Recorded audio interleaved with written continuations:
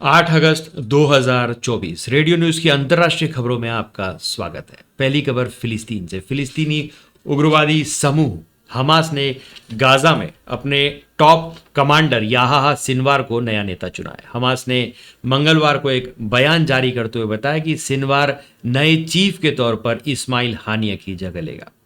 हानिये के उलट Sinwar Gaza में ही रहा।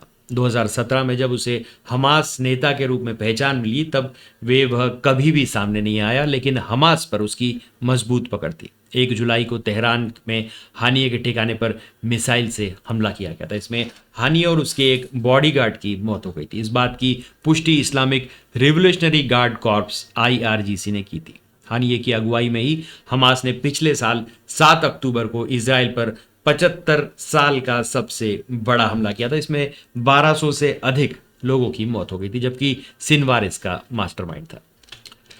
जनवरी 2007 की बात है। सेना ने बांग्लादेश की सत्ता पर कब्जा कर लिया था। पूर्व प्रधानमंत्री शेख हसीना और खालिदा जिया दोनों ही भ्रष्टाचार के आरोप में जेल में बंद थी। सेना ने देश चलाने के लिए बांग्लादेश के Nobel prize winner Mohammad Yunus को कार्यवाहक प्रधानमंत्री बनाने की कोशिश की थी। हालांकि यूनुस इतनी बड़ी जिम्मेदारी लेने से पीछे हट गए। 17 साल बाद बांग्लादेश में फिर राजनीतिक उथल पुथल मची है। शेख हसीना देश छोड़कर भाग गई। अब अंतरिम सरकार चलाने की जिम्मेदारी उन्हीं मोहम्मद यूनुस पर आई है जिन्होंने 17 साल पहले प्रधानमंत्री पद को ठुकरा दिया था। इस बार यूनुस ने प्रस्ताव को स्वीकार भी कर लिया है। वे अंतरिम सरकार के चीफ एडवाइजर होंगे। यूनुस का नाम आने के बाद पूरी दुनिया में उनकी चर्चा हो रही है। यूनुस कोई अनजान शख्स नहीं है। उन्हें गरीबी मिटाने का जरिया बनने के लिए नोबेल पुरस्कार भी मिल चुका है। तीसरी खबर अमेरिका से। अमेरिका में जस्टिस डिपार्टमेंट ने ईरान से जुड़े पाकिस्तानी शख्स को अमेरिकी नेताओं की हत्या की साजिश रचने का आरोप में हिरासत में लिया है। इसे ट्रंप से भी जोड़कर देखा जा रहा है। CNN ने अदालती दस्तावेजों के हवाले से बताया कि 45 साल के आसिफ मर्चेंट ने 2020 में ईरान के रिवोल्यूशनरी गार्ड्स के शीर्ष कमांडर कासिम सुलेमानी की हत्या का बदला लेने के लिए अमेरिकी नेताओं की हत्या की साजिश रची। मर्चेंट के बारे में दावा किया जा रहा है कि वो अमेरिका जाने से पहले वह कई दिनों तक ईरान में रहा। वह इसी साल अप्रैल में अपने प्लान को अंजाम देने के लिए पाकिस्तान से अमेरिका पहुंचा था। यहां पहुंचने के बाद उसने न्यूयॉर्क में एक हत्यारे को हायर करने की कोशिश की। अज्ञात शख्स ने पुलिस को मर्चेंट के बारे में सूचना दी, जिसके बाद पुलिस ने उसे हिरासत में ले लिया। अमेरिका की फेडरल कोर्ट ने 16 जुलाई को उसे गिरफ्तार किया था। अमेरिका में इस साल नवंबर में राष्ट्रपति चुनाव होने। इस चुनाव के लिए डेमोक्रेटिक उम्मीदवार कमला हैरिस ने टिम वॉल्ज को अपना उपराष्ट्रपति उम्मीदवार चुना है। टिम वॉल्ज अमेरिकी राज्य मिनेसोटा की गवर्नर है। कमला हैरिस को इस कदम को ग्रामीण और श्वेत वोटर्स को साधने के प्रयास के तौर में देखा जा रहा है। टिम वॉल्स अमेरिकी आर्मी के नेशनल गार्ड्स का हिस्सा रह चुके हैं। वे शिक्षक भी रहे। वॉल्स 2006 में हाउस ऑफ रिप्रेजेंटेटिव के लिए चुने गए थे। 12 साल तक इस पद पर रहने के बाद 2018 में वे मिनेसोटा राज्य के गवर्नर बने। गवर्नर के तौर पर वॉल्स ने स्कूलों में मुफ्त भोजन, जलवायु परिवर्तन, मिडिल क्लास के लिए टैक्स की कटौती और मिनेसोटा में वर्कर्स के लिए पेड लीव देने जैसे मुद्दों पर काम किया। बांग्लादेश में राजनीतिक उथल पुथल के बीच प्रधानमंत्री पद से इस्तीफा दे चुकी शेख हसीना अब भारत में रहेंगी।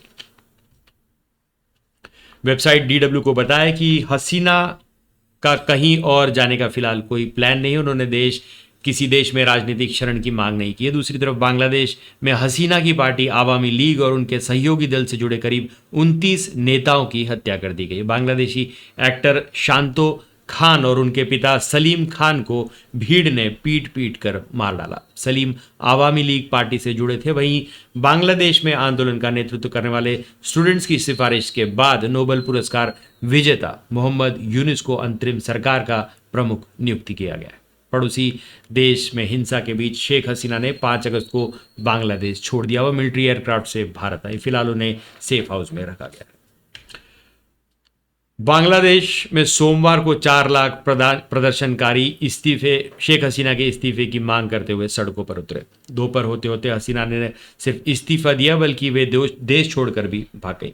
बांग्लादेश के लोगों को उनके इस्तीफे की खबर वहां के आर्मी चीफ वकारुज जमान ने दी। उन्होंने बताया कि अब देश में अंतरिम सरकार बनेगी। रिपोर्ट्स के मुताबिक शेख हसीना ने बांग्लादेश छोड़ते वक्त मांग की थी कि उन्हें अपनी सफाई में देश को एक मैसेज रिकॉर्ड करके देना है, मगर उनको ऐसा नहीं करने दिया।